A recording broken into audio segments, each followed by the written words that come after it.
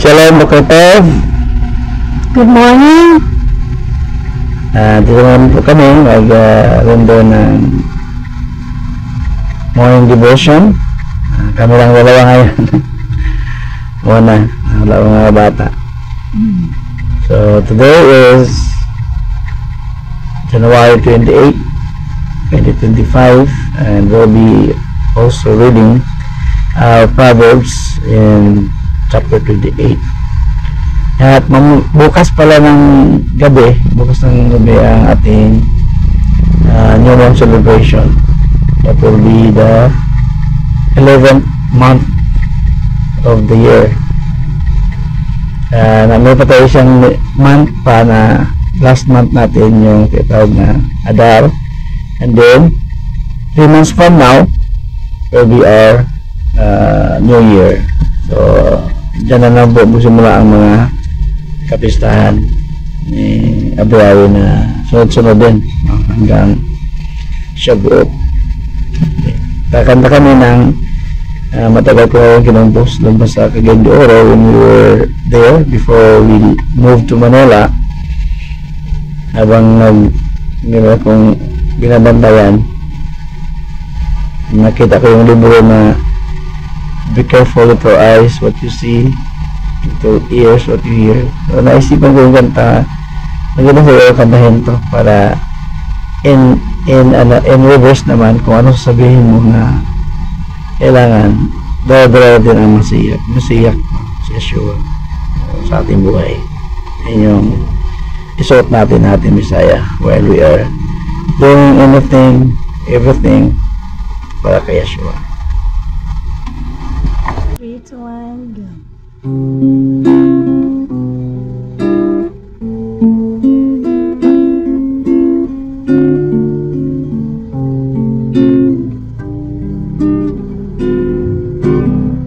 What do I see when you smile? In this troubled world you reside. I see Yeshua through your smile.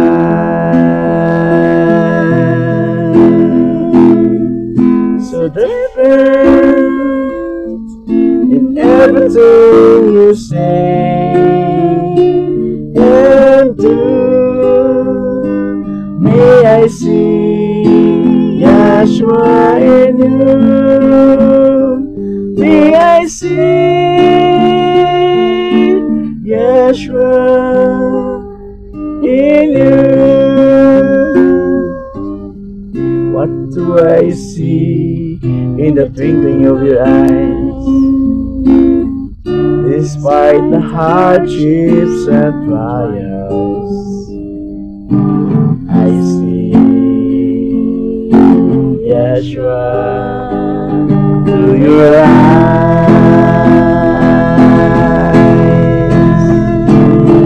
So different in everything you say and do.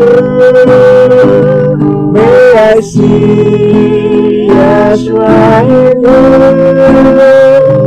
May I see Yeshua in you. What do I hear when you preach the truth?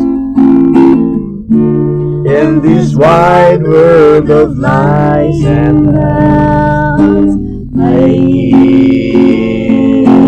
Yeshua to your mind.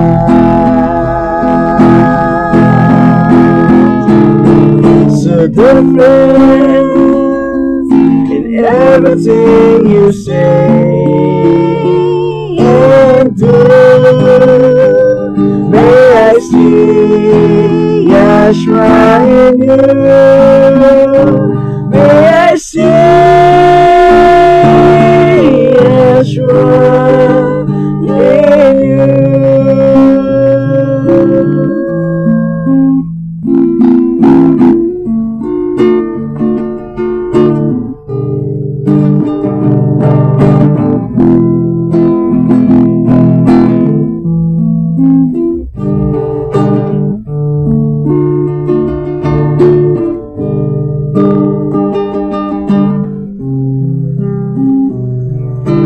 body interferes in everything you say and do. May I see Yeshua in you. May I see Yeshua in you.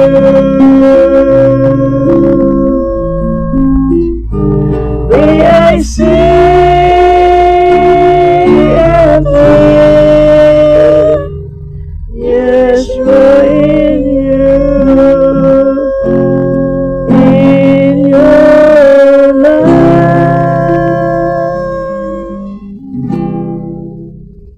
Hallelujah! Hallelujah. Yan po yung kanta. Sana magustuhan niyo yung mensahe. Atin nabasahin ang ating talata. Basahin ko sa Hebrew, English naman si Sis Mars, by Quotes Bible, and then Tagalog. Magandang balita, Biblia. Maganda yung balita ko dyan. Then sa'yo, Ito po yung Biblia Hebraica. Okay.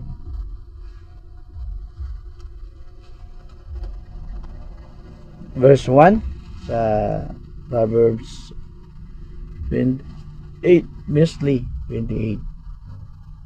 Esrem Wishmoni, or kung i-number mo siya, the equivalent ng number ng Hebrew is 20 is Kaf, then 8 is Chet. So Kaf, Chet.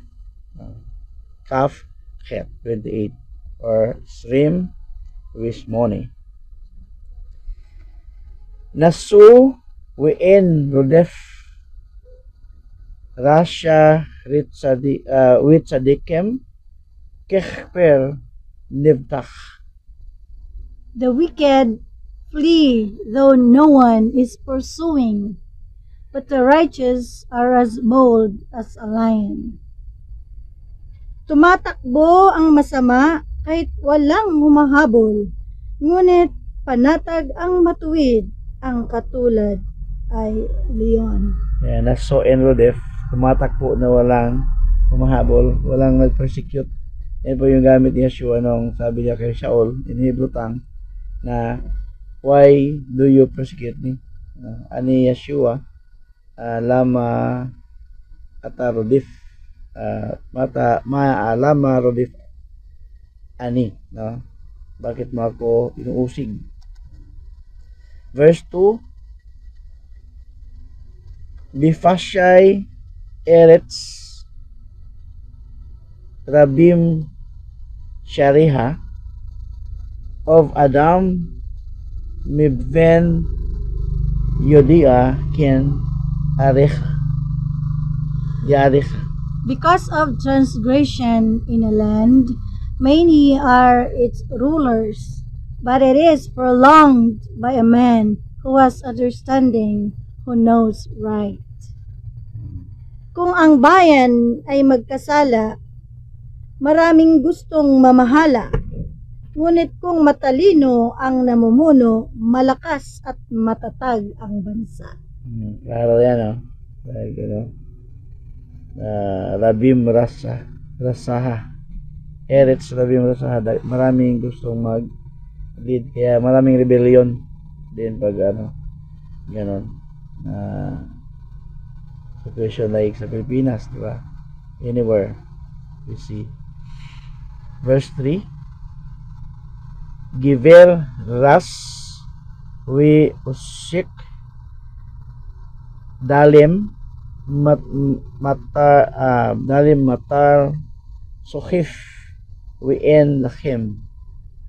A poor man that oppresses the weak is like a sweeping rain that leaves no food. Ang pinunong sa mahihirap ay sumisiil, ay tulad ng ulang sumisira sa pananim. Giver Ras, itong Ras is pinuno, tawag sa Prime Minister Ras, Rus hamam shala. So, di talaga maganda ng pinuno ng api sa kanyang subjects, lalo sa mga mahirap. Verse 4, Osve Torah Yechalo Rasha Vishamre Torah Yet Naru Vam. Those who forsake the Torah praise the wicked, but those who keep the Torah strive with them. Ang masama ay pinupuri ng masuwayin sa batas, ngunit kalaban nila ang mga taong sa tuntunin ay tumutupad. Pag ikaw mabait, talagang magiging kalaban ka sa majority na hindi mabait. Yun naman talaga yung diba, magsumbong ka, ay ikaw yung kalaban. Kasi sabihin na, bait-baitan ka o nagmamalinis. Kaya mahirap bumait sa isang environment na hindi talaga kaya. Kaya, if you want to live a holy life, change your environment. Go to a place where you can be effective and conducive for your holy life living. Verse 5, Anshera lo Yaveno Mespat Vakshe Yahweh Yevano Kul. Evil men do not understand justice, but those seeking Yahweh understand all. Okay? Hindi alam ng masama kung ano ang katarungan, ngunit ang mga sumasamba kay Yahweh, lubos itong maiintindihan.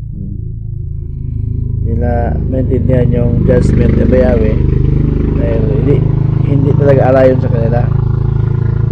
I don't believe. Hindi naman sa hindi maintindihan, ayaw na intindihin dahil hindi man nila magustuhan. Verse 6, Tovras Kolech Bechumo Meekesh Derachaim Wiho Ashir. Better is the poor walking in his integrity than the crooked of two ways, even if he is rich. Better to Mabuti na ang mahirap na namumuhay sa katuwiran kaysa taong mayaman ngunit makasalanan. kita yung simple living than having at all na malimutan si Yahweh at gumagawa ng mga kasalanan. Verse 7, Notser Torah ben Meven Warua Zolelim Yechilim Aviv. He who keeps the Torah is a wise son, but he who is one feeding gluttons shames his father. Okay? Ang anak na matalino ay sumusunod sa aral, ngunit ang nakikipagbarkada sa masasama ay kahihiyan ng magulang. Yeah, so true. Tama talaga yan. Talagang kung ang isang anak ay na huhubog sa Torah, talagang proud na proud yung magulang, yung tatay niya. Verse 8, verse 8 na, Marbi Hono Benishak of Tarbath Lakonen Dalem Yek Betseno. Whoever turns aside his ear from hearing the Torah, even his prayer is an abomination. Ang kayamanang... Verse 8 tayo? Verse 8. Okay, sorry. He who multiplies his wealth by interest and usury, he shall gather it for him who pities the weak. Ang kayamanang natamo sa pamamagitan ng patubuan ay mauuwi sa maawain at matulungin sa nangangailangan. Marbi Hono Benishik. Yan yung pagpapatubo ng pera. So, in scriptures, as a believer, wag mong tubuan yung kapatid mo pag nanghiram. So, pwede naman, I think, sa labas. Okay naman yung usually sa labas. Pero, pinapaiwasan pa din na magnegosyo ka na na yung 5-6 ba yan yung tawag. So, as a believer, kahit na hindi believer yung hiram, parang ano pa rin. Kasi mawawala yung magandang testimony natin. No? Na hindi nagpapatubo. Kasi kalaunan, yung mga taong nasa labas, pwede maging believer din yan. May kaibigan. So, sa tingin ko, mas okay yung ibang negosyo na lang kaysa sa usually na ano. Pero wala naman akong problema doon kung gano'n talaga ang trabaho, no? Bangko, nagpatubo din lahat yung bangko, nagpatubo din sa pera sa bangko. So, iwasan lang. Ano. A good testimony is always a good testimony. Verse 9, Mr. Osno Mesmua Torah Gam Tefilatu to Iva. Okay. Whoever turns aside his ear from hearing the Torah, even his prayer is an abomination. Okay. Ang panalangin ng taong hindi sumusunod sa kautusan ay kasuklam-suklam. Yan. Yung gam tifilato to Iva. So to Eve. Kasuklam-suklam ang kanyang panalangin. So verse 10. Masyani Masgi Yesharim Bederech Ra Bishikhotu Hu Yepol Ot Mimim Yan Khalo Tov. He who causes the upright to go astray in an evil way shall fall into his own pit, and the blameless shall inherit good. Okay? Ang tumutukso sa mabuti upang magpakasama ay mabubulid sa sariling pakana. Ngunit ang taong may tapat na pamumuhay ay magmamana ng maraming kabutihan. Ayan, tama yan. Talaga napaka-practical talaga itong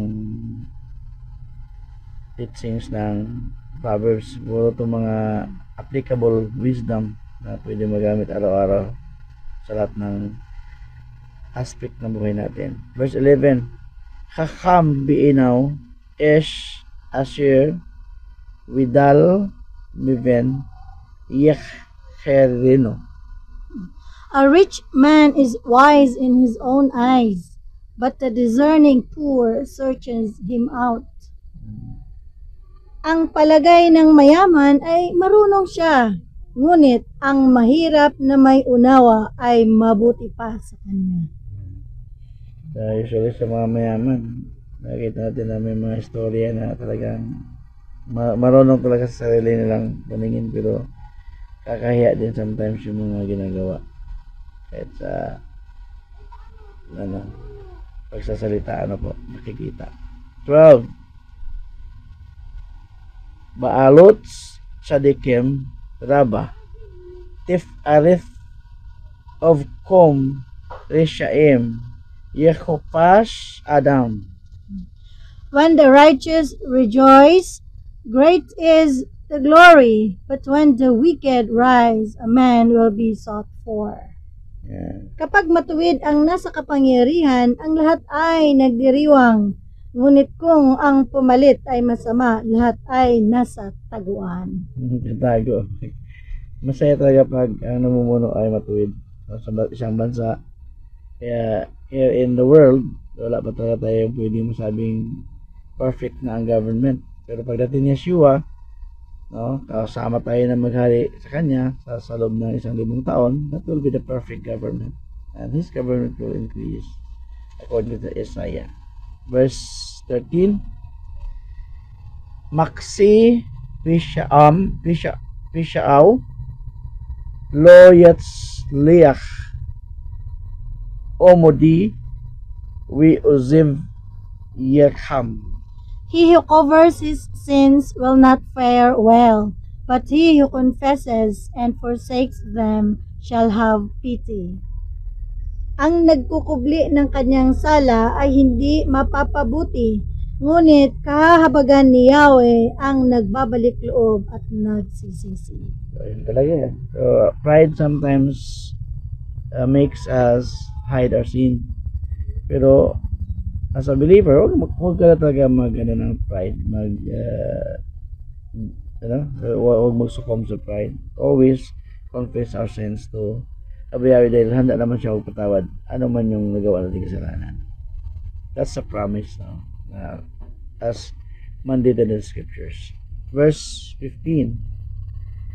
Ari nohim widov shokik Mushel Rasha al 14 pa po. 14 pa.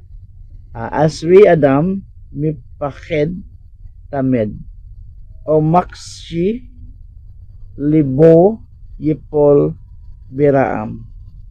Blessed is a man who fears Yahweh always, but he who hardens his heart falls into evil. Mapalad ang taong sumusunod sa ating Elohim, kay Yahweh, ngunit ang matigas ang ulo ay mapapahamak.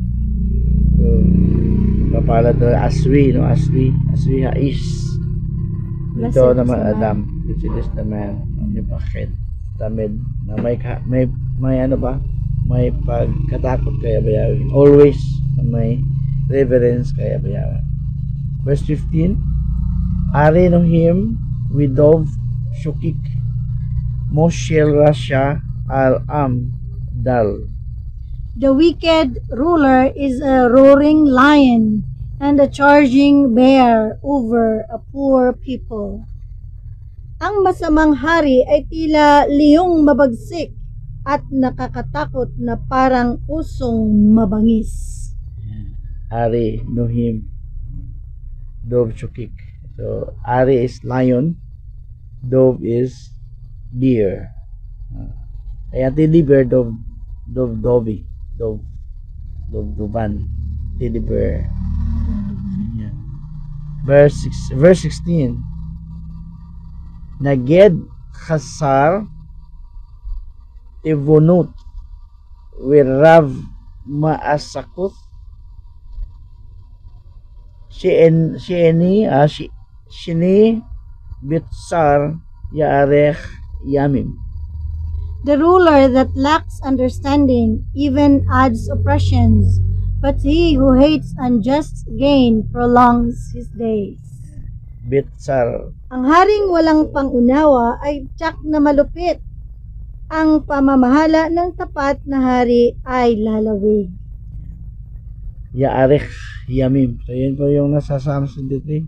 Orech yamim. Blink lagi niya. Okay lang yan. Verse 18. Holech tamim yes wini akas darakhayim. 17 pa po, Papa. Ha? 17. 17 pa ba? Papa. Adam asik bidam na fish adgur yanos aliyat miko vu.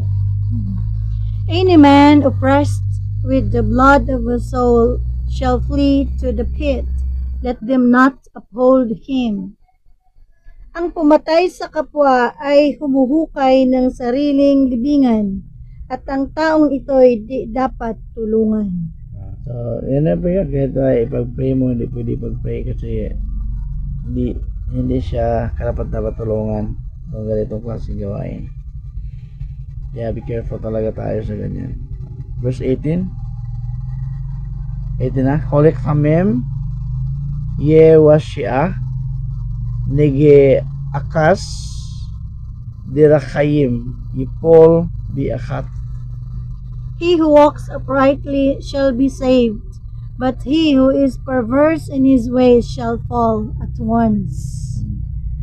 Ang taong tapat ay ligtas sa kapahamakan, ngunit ang masama ay biglang mabubuwal. Yung word dito na holek. Holek is the way to walk or sumusunod sa tamang halaka. Yung buhay naman ng palataya ay susundan talaga yung Torah. No? Yan yung halaka. Verse 19. Oved admito yeshba lachem radif lakim yeshba resh. He who tills his ground shall have plenty of bread, but one pursuing vanities shall have much poverty. Sagana sa pagkain ang magsasakang masipag, ngunit nagdarahop ang taong tamad. Obed admato. Obed is deal or serve, no? Kailangan do your duty to till the ground. So sa atin sa kibbutz system, dapat tayo ay palaging magtanim, no? Ugaliin yung palagi magtanim ng mga makakain para pagdating sa sigalot, meron tayong makain. Verse 20 is imunato Rav Berkot Wial Lakaaser Lo Yenaki. A faithful man shall be full of blessings, but he rushing to be rich shall not be innocent. Ang taong tapat ay mananagana sa pagpapala, ngunit paparusahan ang yumaman sa pandaraya. Yan, ganda, no? Eth imunoth Rav Berachot. So, ang taong faithful, tapat, yung imin, amen, no? Imuna, talagang marami ang matanggap na biyaya. Verse 21, Haker panim lotov wialpak lachem yefsha gaver. To respect faces is not good, yea, for a man will transgress for a piece of bread.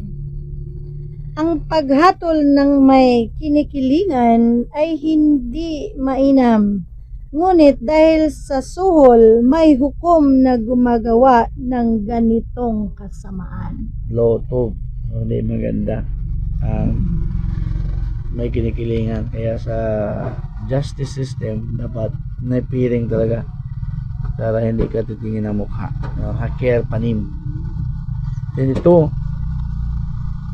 Nevakal lahon Ezra en Welo Yeda ki Chesed Yevo Eno.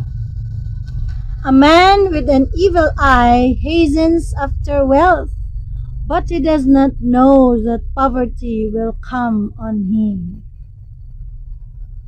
22 na.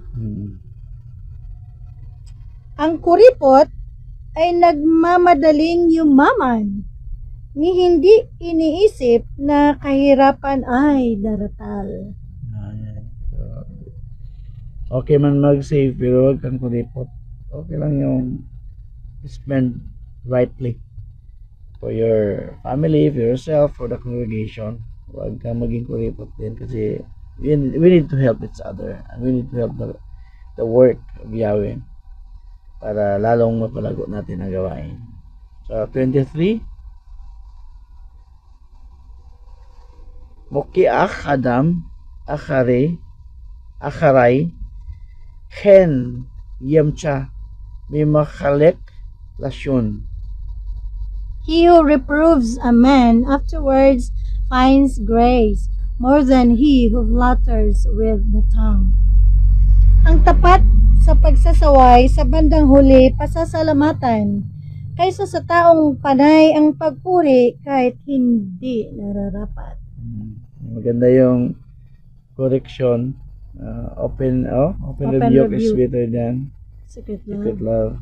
So talagang correct mo in proper way. Huwag mo namang durugin. I-correct lang. Para later on magpasalamat niya. Ang tao kasi hindi agad magpasalamat pag kinokorek eh. Tiyatantiyapin niya kung tama ba yung pagkukorek sa akin. Baka naman siya mali.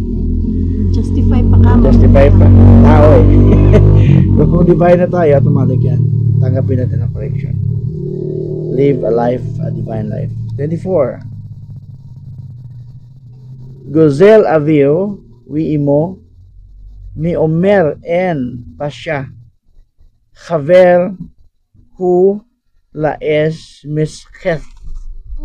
He who robs his father on his mother or his mother and says it is not a transgression, he shall be a partner to a man who corrupts. Ang anak na ninakawan ang kanyang magulang at sasabihin ito'y hindi kasalanan ay masahol pa sa karaniwang magnanakaw. Mas grabe yung masyado yung nakawan mo yung magulang mo na inisip mo hindi magnanakaw. Yung kukuha ka lang sa pitaka ng nanay mo, pulsa ng tatay mo, parang hindi ka nagnakaw nun. Isip mo, amin naman din pera pero mas masahol pala sa magnanakaw yan. No? Kaya iwasan na po natin kumuha agad ng pera sa bulsa ng magulang natin. Paalam wallet, talaga. Magpaalam para malay mo yung pera na yun. Yung pera na yun, may nakalaan na pala. So mabigla. Pagdating sa parcel, walang pabayad kasi kinuha yung pera. Delikado. So sana tayo na first. 25. Totoo naman talaga, di ba? Kasi meron kang gustong bayaran nun, tapos kinuha pala. Hindi inisip na ninakaw niya. O, yun. Mahirap yun. Kaya, respeto. Respect is the best policy pa rin. Honesty is always the best policy. Sa family. No? 25. 25 na tayo, no? 25, ako. Rahab nifes yenarech madon o votiach al Yahweh Yedushan. The proud in soul stirs up strife, but he who is trusting on Yahweh shall be abundantly satisfied. Ang taong gahaman ay lumilikha ng kaguluhan, ngunit ang nagtitiwala kay Yahweh uunlad ang kabuhayan. O dito sa talaga, napakaganda talaga itong sinasabi dito ni Solomon, no? Huwag ka talagang manggulo, huwag kang magulo yung buhay ba?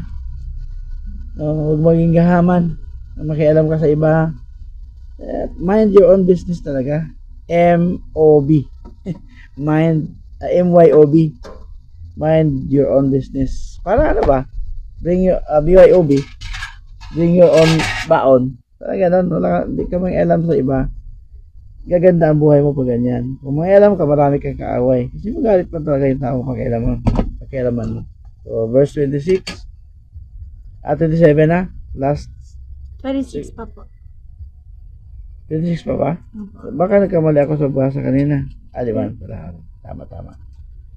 Botiach bilbu ho kisel wiholech bakukma ho yemalit.